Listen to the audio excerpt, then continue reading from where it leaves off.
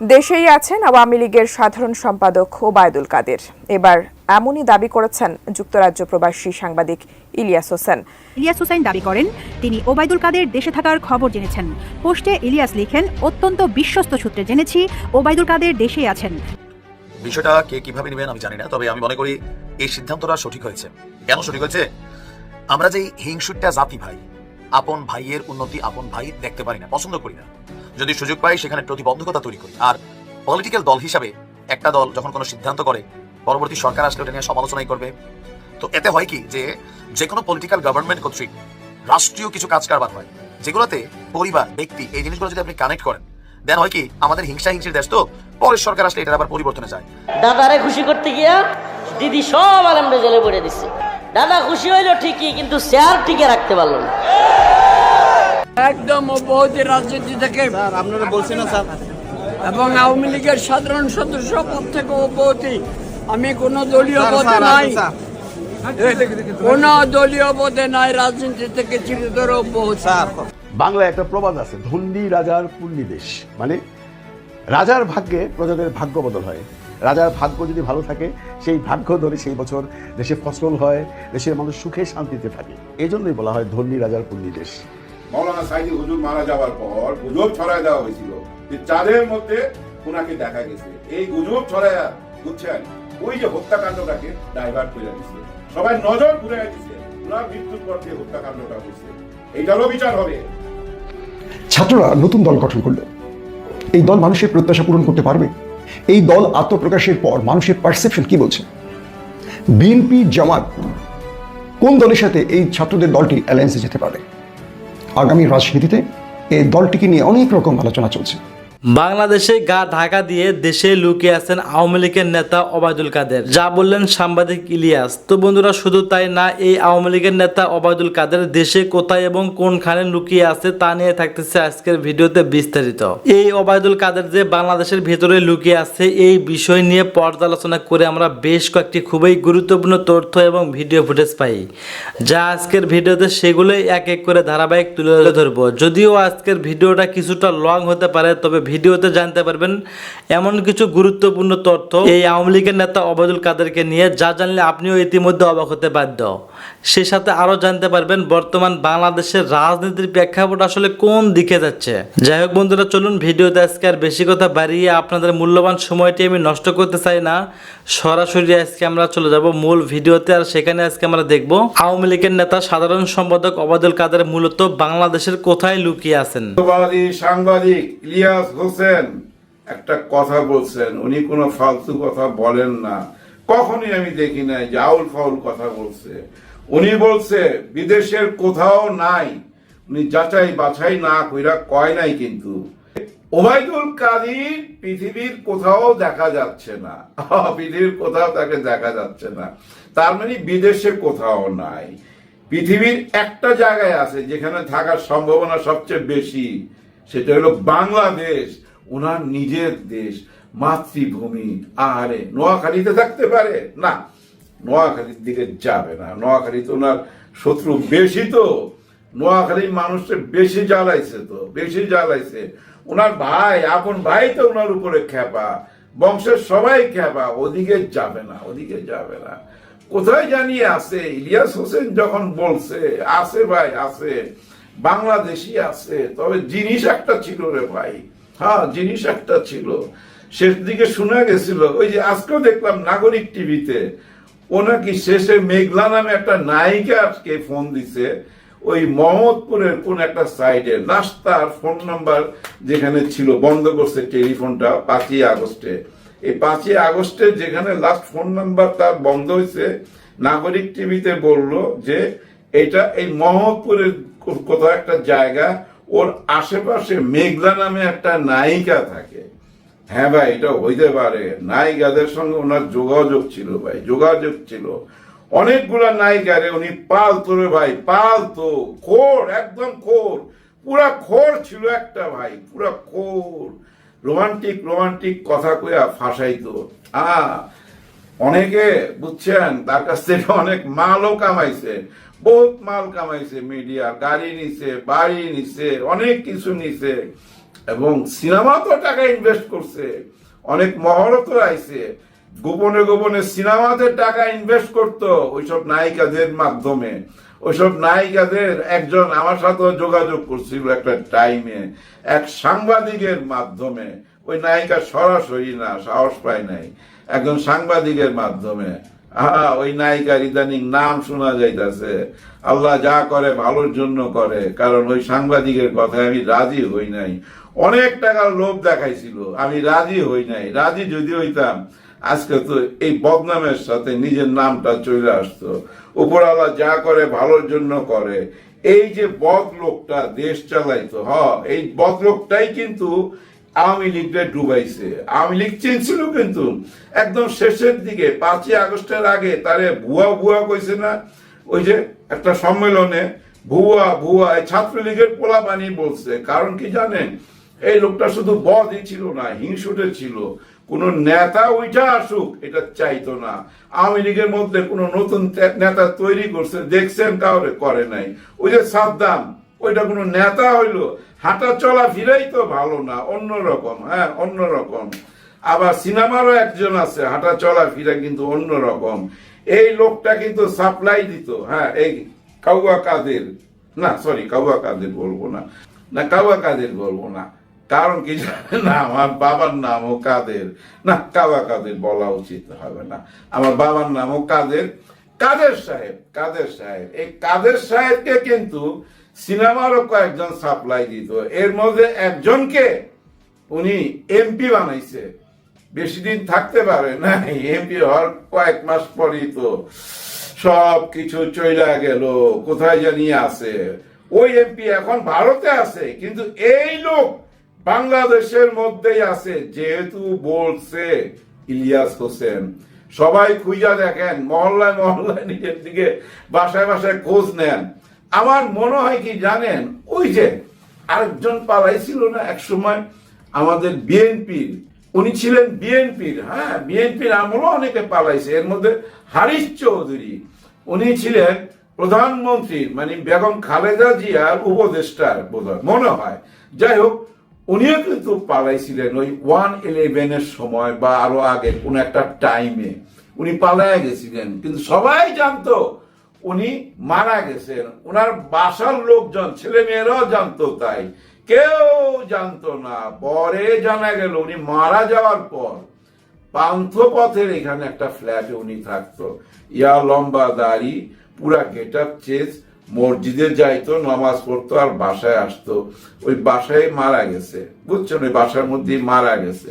ঠিক এইরকম এই কাদের সাহেব বাংলাদেশের কোথাও না চুপ করে আছে। 7 মাসে দাড়ি অনেক বড় হয়ে গেছে, এখন আর চেনা যাবে না।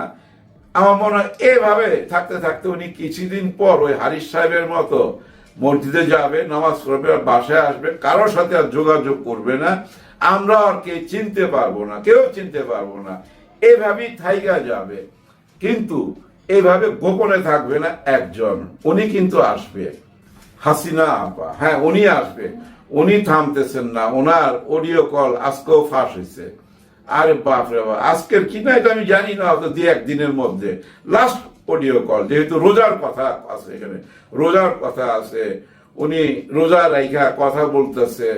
হায় আমার এত কষ্ট লাগছে একটা ব্যাপারে।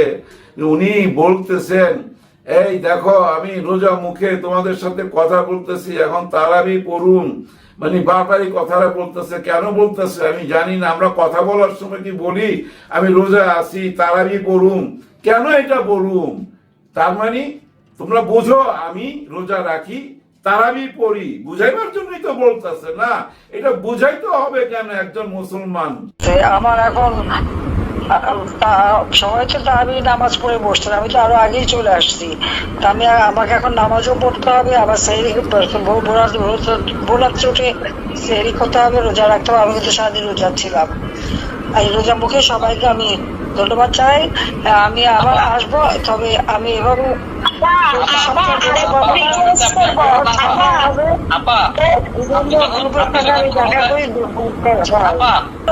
কথা বলার সুযোগ করে দেন।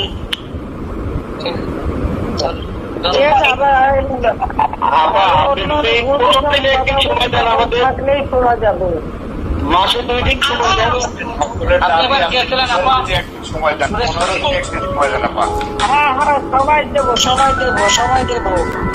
আজকে তো কত 1489 জন লাইনে আছে অনলাইন, 7000 জন দরকার।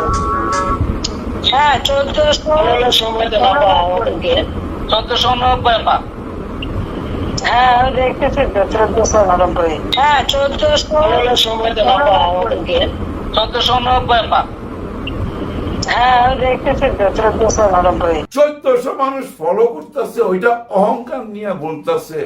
কোথায় গিয়া ঠেকছে বুঝা নিয়েন, মন মানসিকতা কোথায় নিয়ে ঠেকছে এতে আপনাদের বুঝা নিতে হবে। মানসিক ভাবে উনি সুস্থ না, একদমই না ভাই। যে যাই মনে করেন, একটা মানুষ এই দেশের রানী ছিল, রানী হঠাৎ কইরা, জানেন উনি তো 4 তারিখও জানতো না 5 তারিখে সবকিছু চলে যাবে। হঠাৎ কইরা সব হারায়া দিশা হারা হয়ে গেছে। ইন্ডিয়া তাকে কথা দিছিল হয়তো 1 সপ্তাহের মধ্যে আবার তোমাকে ফিরাই নিয়ে যাব, তোমার সিংহাসনে বসায় দিব, এরকম কথা দিছিল। সেটা পার হইয়া চইলা গেল 7 মাস। এখন চলে আসছে জাতিসংঘের ব্যাপারটা। উনি তো সবই খবর রাখে, এই সব ব্যাপার মাথায় চাপ নিতে পারতেছে না, যার জন্য সবাই সাথে কথা বলতেছে, গ্রামগঞ্জে উপজেলায় কিচ্ছু বাদ দিতেছে না।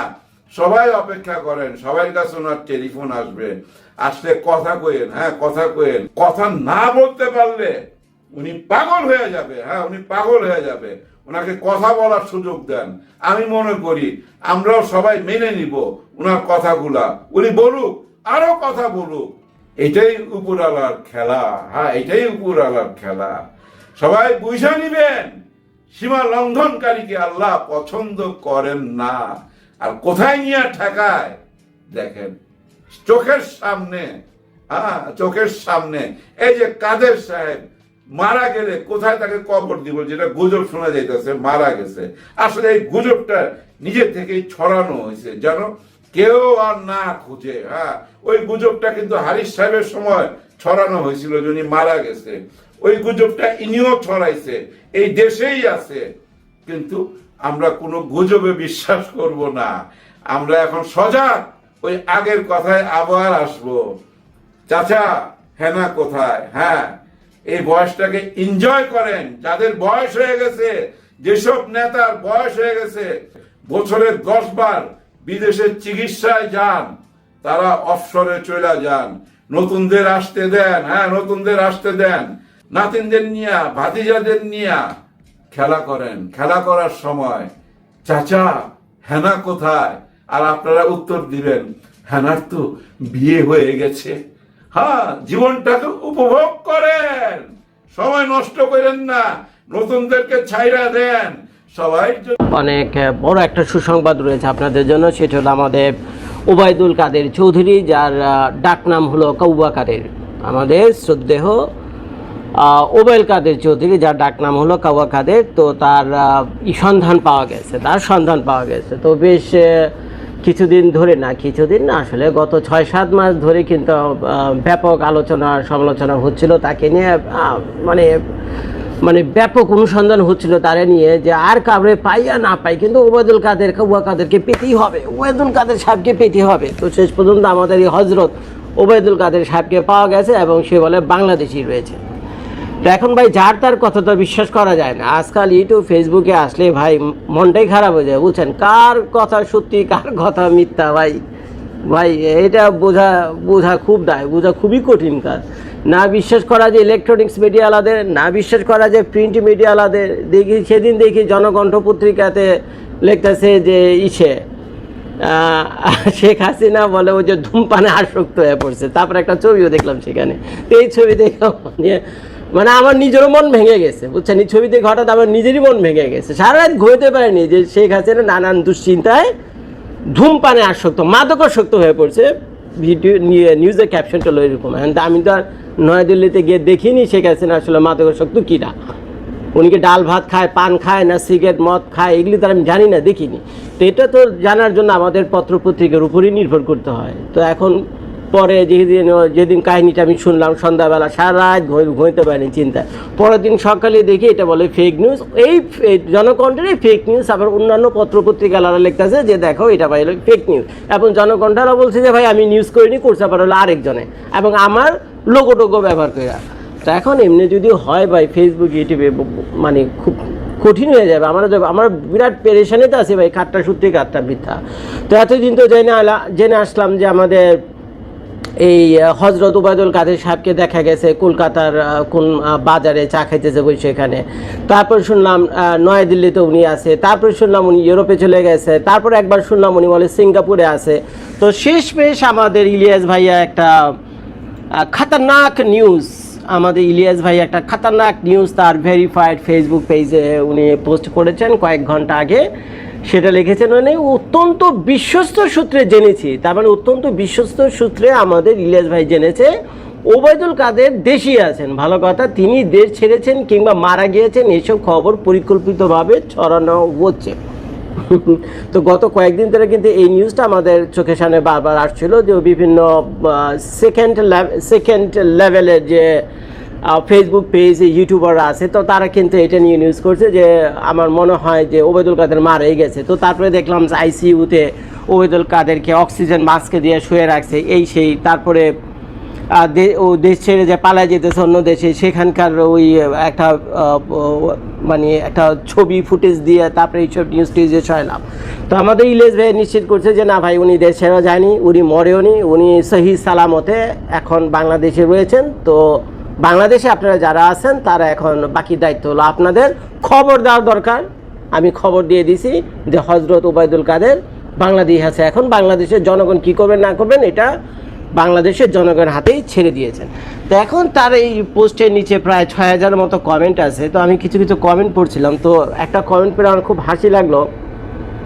সেটা হলো আপনারা শুনেছেন যে ওবায়দুল কাদের সাহেব ওই ইসের আমলে শেখ হাসিনার রেজিমের আমলে উনি যখন যোগাযোগ মন্ত্রণালয়ের প্রধান ছিলেন, মানে যোগাযোগ মন্ত্রী ছিলেন, তখন কিন্তু কোনো এক ভাষণ উনি বলেছিলেন যে আমরা কোনোদিন পালাবো না, পালাবো কোথায়, আমরা কোনোদিন পালাবো না, পালাবো কোথায়, কে লেগে পালাবো, এইসব ঝাড়িটারি আমাদের নিয়েছিলেন। তারপরে বলছে যদি পালাইতে হয় পালাম কে লেগে, আমরা যাবো হইলো মির্জা ফখরুল ইসলাম আলমগীর সাহেবের বাড়িতে, সেই ঠাকুরগাঁয়ে মিস্টার ওই ফখরুল ইসলাম আলমগীরের বাসায় যাবে, যে কিনা আবার বিএনপির ভারপ্রাপ্ত মহাসচিব না কি জানো, আমি সঠিক জানি না। তো এই হইল ভাই কাহিনী।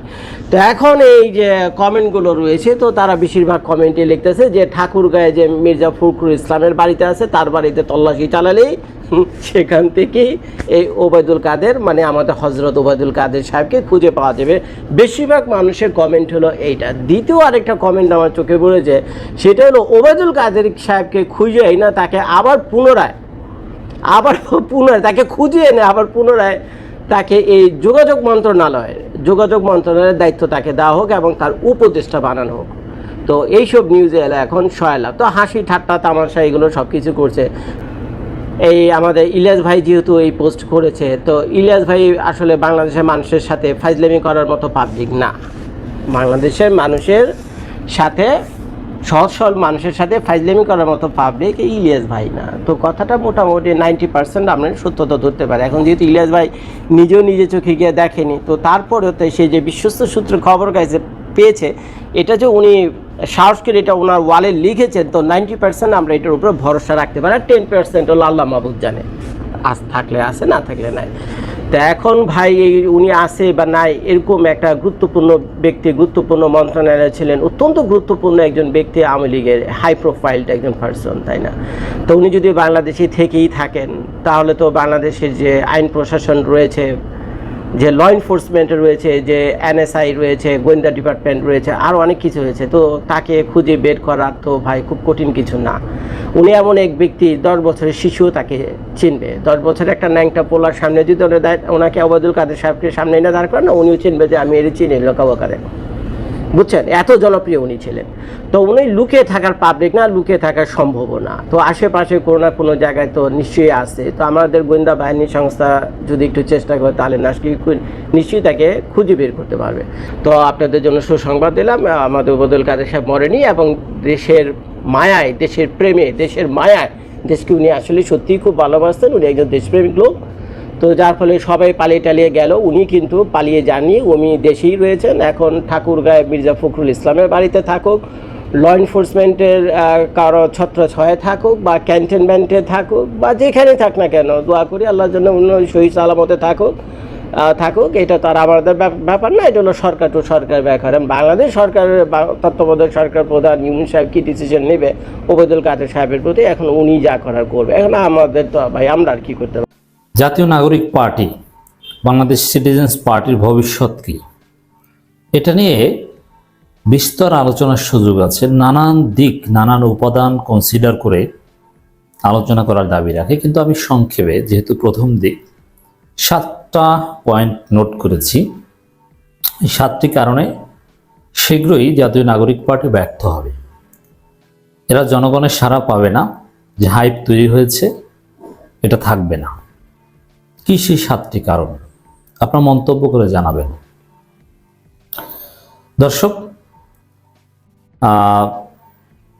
প্রথম কারণ হিসাবে আমি যেটা মনে করি, এই নাগরিক পার্টি নিদর ফুল কিংস পার্টি নর ফ্রি ফ্রম কিংস পার্টি। এরা আসলে ফুল কিংস পার্টিও না, আবার কিংস পার্টি থেকে মুক্ত বিষয়টা এরকমও না, মাঝামাঝি একটা অবস্থা। এটাই হচ্ছে ধরা খাওয়ার প্রধান কারণ। ফেরদৌস আহমেদ কুরেশির চাইতে একটু ভালো হবে, এর চাইতে বেশি কিছু না। কিংস পার্টি হলে এটা ভালো, এটা সফলতা সম্পন্ন সবচেয়ে বেশি থাকে। যেমন বাংলাদেশের সবচেয়ে বড় সফল দল বিএনপি, কিংস পার্টি। একসময় সফল দল Jatiya party, king's party. King's party তো এই দিকটা আছে, সহজ হিসাবে আপনারা তো বোঝেন যে কিংস পার্টি তো সফল হয়। সরকারের সুযোগ সুবিধা আপনি পাবেন, গোয়েন্দা সংস্থার সহযোগিতা, আর্থিক সহায়তা পাবেন, রাষ্ট্র আপনাকে দল গঠনের সহায়তা করবে। তো এর চাইতে সফলতার সম্ভাবনা তো আর কেউ থাকে না। তো কিংস পার্টি হলে তো সবচেয়ে বেশি সম্ভাবনা থাকে সফলতা, কিন্তু না, এরা ওইভাবে কিংস পার্টিও না। ওই আসিফ মাহফুজের মন্ত্রণালয়ের কিছু সুবিধা পাবে, প্রধান উপদেষ্টার একটু সফট কর্নার আছে, কিন্তু তিনি ওইভাবে কোনো হেল্প করবেন না। সেনাবাহিনী প্রধান যে ধমক দিয়েছেন, এই ধমকটা ছাত্রদের বিরুদ্ধেও দিয়েছেন। সেনাবাহিনীর পক্ষ থেকে কোনো হেল্প পাওয়া যাবে না। এর মানে আধা কিংস পার্টি। এই আধা কিংস পার্টি এটা আবার জনগণ বর্জন করবে, যে তোমরা সরকারের সুযোগ সুবিধা নেওয়া আবার ভালো নিতে পারো না। কিংস পার্টির আশা যারা এসেছিল তারাও আশাহত হবে। আবার যারা কিংস পার্টি পছন্দ করে না বা কিংস পার্টি যে কারণে ব্যর্থ হয়, ওই ব্যর্থতার উপাদানও আছে। একটা জগা খিচুড়ি, এভাবে একটা দল সফল হয় না। ফুল কিংস পার্টি হলে তারা সফল হয়, যেমন বিএনপি জাতীয় পার্টি সফল হয়েছিল, কিন্তু আধা হলে হয় না। বা এটা ডিসগাইজ করলে, প্রতারণা করলে হয় না। যেমন বাংলাদেশের ইতিহাসে যত কিংস পার্টি সফল হয়েছে সেটা ওপেন, কিন্তু ছদ্মবেশী কোনো কিংস পার্টি বাংলাদেশে সফল হয়নি। ওদের ব্যর্থতার অন্যতম কারণ হবে এটা। যেমন বিএনপি কিংস পার্টি, সেটা ঘোষণা দিয়ে করা হয়েছিল, এটা গোপন কিছু না, ওপেন ঘোষণা ছিল জিয়াউর রহমানের। নানান প্রক্রিয়ার মধ্য দিয়ে জাগদল বা ইত্যাদি ইত্যাদি, এরপরে তিনি বিএনপি করেছেন। একেবারে ওপেন, ট্রান্সপারেন্ট ছিল। কিংস পার্টি ছিল অবশ্যই। এর সাথে সেম ঘোষণা দিয়ে তিনি জাতীয় পার্টি করেছেন, এটা গোপনে কিছু না। জিয়াউর রহমান কিন্তু বলেন নাই যে না বিএনপির সাথে আমি জড়িত না, এটার সাথে আমার সরকার জড়িত না, এটা কিন্তু বলে নাই। এর সাথেও কিন্তু এরকম বলেন, ওপেনলি করেছেন, যেটা দরকার আছে করছি। কিন্তু ছদ্মবেশী কিংস পার্টি বাংলাদেশের ইতিহাসে কোনোদিন সফল হয়নি। যেমন ফেরদৌস আহমেদ কুরেশির মাধ্যমে 111 সরকার একটা কিংস পার্টি করার চেষ্টা করেছিল, ছদ্মবেশী। তারা কিন্তু বলে নাই যে না এটা আমরা করছি, কিন্তু এটা মানুষ গ্রহণ করেনি। এই প্রতারণা বা ছদ্মবেশী কিংস পার্টি মানুষ গ্রহণ করে না। হাসিনা অনেক কিংস পার্টি তৈরি করেছিল এই 24-এর দামি নির্বাচনকে কেন্দ্র করে, ছদ্মবেশী, স্বীকার করেনি। কিন্তু কেউ সফল হয়েছে? সেই শমশের মবিন চৌধুরী, তৈমুর আলম কোথায়?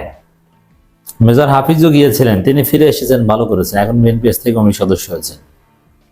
মানে ছদ্মবেশী কিংস পার্টি সফল হয় না। ওপেন কিংস পার্টি সফল। ডক্টর ইউনূস যদি ঘোষণা দিতেন যে না, বাংলাদেশের পরিস্থিতিতে আমার একটা দল প্রয়োজন, তাহলে সেটা সম্ভব হতো আমি মনে করি, নইলে এটা সম্ভব হবে না। তাদের সফলতার অন্যতম, তাদের ব্যর্থতার, এই জাতীয় নাগরিক পার্টির ব্যর্থতার অন্যতম কারণ হবে এই জগা খিচুড়ি। এরপরে আসে দেখেন, বাংলাদেশে কিংস পার্টি হিসেবে বা যেভাবে হোক যারা সফল হয়েছে,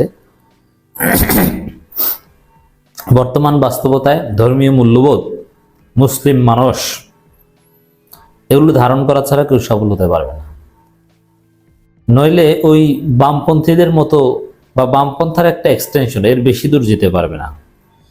আচ্ছা, মোমবাতি পূজা করা কোনো দল বাংলাদেশে গণমানুষের দল হয়েছে, দেখেছেন? এটা সম্ভব? জিয়াউর রহমান ইসলামকে ধারণ করে, খালেদা জিয়া ইসলামকে ধারণ করে, ইসলামী মূল্যবোধ চর্চা করে বিএনপিকে এতদূর নিয়ে এসেছেন। পাকিস্তানপন্থী, রাজাকার, কিন্তু ইসলামী মূল্যবোধে বিশ্বাসী, এদেরকে এখানে এনে তারপরে এর সাথেও কিন্তু ইসলামকে ধারণ করে ইসলামকে অ্যাটলিস্ট সামনে রেখে এসেছিলেন। কিন্তু এই নাগরিক পার্টি কি করলো, শুরুতেই এখানে গে ঢুকিয়ে দিল, ইসলামপন্থী ট্যাগ দিয়ে একটা অংশকে মাইনাস করলো, কিন্তু গে ঠিকই পোস্ট পজিশন পায়। আপনি কি মনে করেন যে বাংলাদেশে গে কোনো পার্টি, যে দলে গে আছে, এই দল মানুষ গ্রহণ করবে বাংলাদেশে? সালমান মুক্তাদির কিন্তু জাতীয় নাগরিক কমিটির সদস্য ছিল। সালমান মুক্তাদির এটা হয়তো সমর্থন করেন, কিন্তু প্রকাশ্যে তিনি গে না, কিন্তু ওপেন গে আছে এই দলে। আপনারা জানেন, এটা নিয়ে অলরেডি তোলপাড় চলছে। এটা কোনো জবাব ওরা দিতে পারবে না, হয়তোবা জনগণের সমালোচনার মুখে বহিষ্কার করবে যে ওদের নীতি আদর্শ যেটা ঘটার ঘটে গেছে, এই ধাক্কা ওরা সামলে উঠতে পারবে না। বুঝতে পারছেন? ইসলামী আদর্শ ধারণ করে না, বরং গে এখানে রাখে। সাবেক শিবির হলে সমস্যা, যদিও অনেকের ক্ষেত্রে সমস্যা হয়, অনেকে ঠিকই গেছে, কিন্তু গে হলে সমস্যা নেই, মোমবাতি পূজা করলে সমস্যা নেই। এটা তাদের ব্যর্থতার একটা কারণ হবে। ব্যর্থতার আরেকটা বড় কারণ হবে, আপনি লিখে রাখেন, এদের শীর্ষ নেতৃত্বের নামে খুব শুরুতেই বিভিন্ন স্ক্যান্ডাল বা ঘটনা ফাঁস হবে। এরা আর্থিক অনিয়মে জড়িয়ে পড়েছে অলরেডি। যেমন মানিক মিয়া এভিনিউতে আত্মপ্রকাশ অনুষ্ঠানে 25 থেকে 30 হাজার লোক হয়েছে। কেউ 2 লাখ বলে, ওটা ভুয়ো কথা। 25 থেকে 30 হাজার লোক হয়েছে। এসব চাপাবাজি করে লাভ নেই। কোন জেলা থেকে কতজন গিয়েছে হিসাব দেখার না, কয়টা গাড়ি গিয়েছে এগুলো আমরা বুঝি না। 25-30 হাজার লোক হয়েছে, হোটেল 1 লাখ প্রচার করে লাভ নেই। তো এই পরিমাণ লোক, যে জমকালো অনুষ্ঠান, এতে কি পরিমাণ খরচ হয়েছে, এই টাকাটা কোথা থেকে পেয়েছে? নিঃসন্দেহে এই নেতাকর্মীদের টাকা না, তারা কেউ ধনী না। নাহিদের অ্যাকাউন্টে 10,000 টাকা, নাহিদ তো দিতে পারেনি, আর আক্তারের অ্যাকাউন্টে হয়তো টাকাই নেই। এরা বেশিরভাগই বেকার, আমি চিনি, এদের টাকা নেই। এরা তাহলে এদের অর্থের উৎস কি? এগুলো এনে, এগুলো যখন স্বচ্ছতার প্রশ্ন আসবে, জনগণ যখন জবাব চাইবে, এরা জবাব দিতে পারবে না।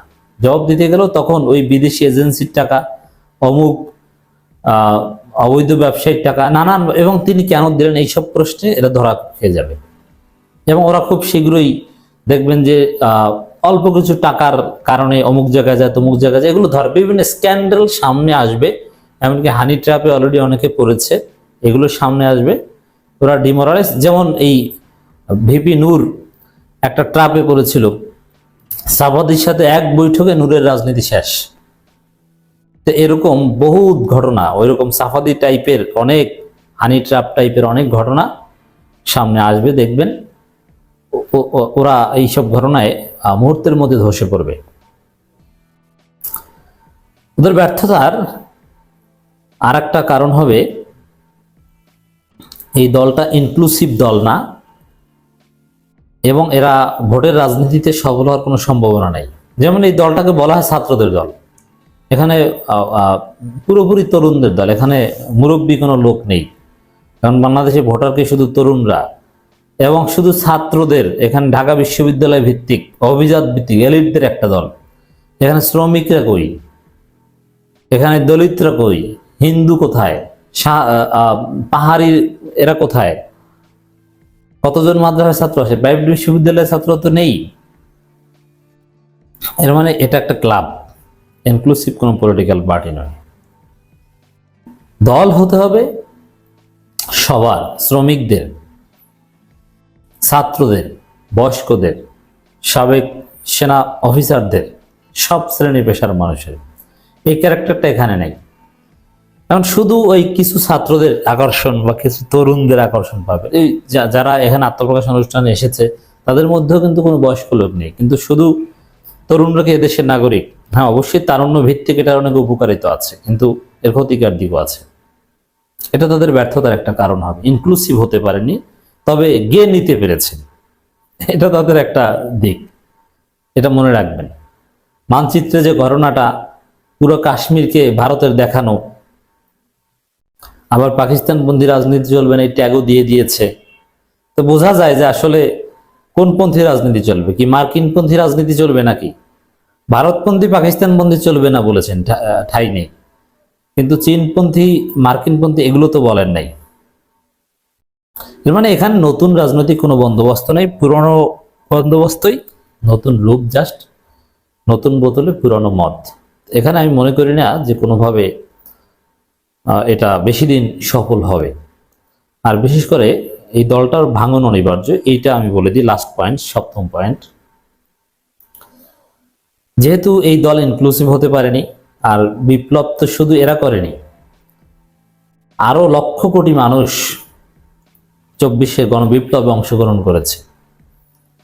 অতএব এই দলের যে এই গেটে ঢুকিয়ে যে আকাম টাকাম ওরা ঘটাইলো টাকা পয়সার অনিয়ম টনিয়মের মাধ্যমে, এতে এই তরুণরাই আরো ইনক্লুসিভ আর একটা দল করবে।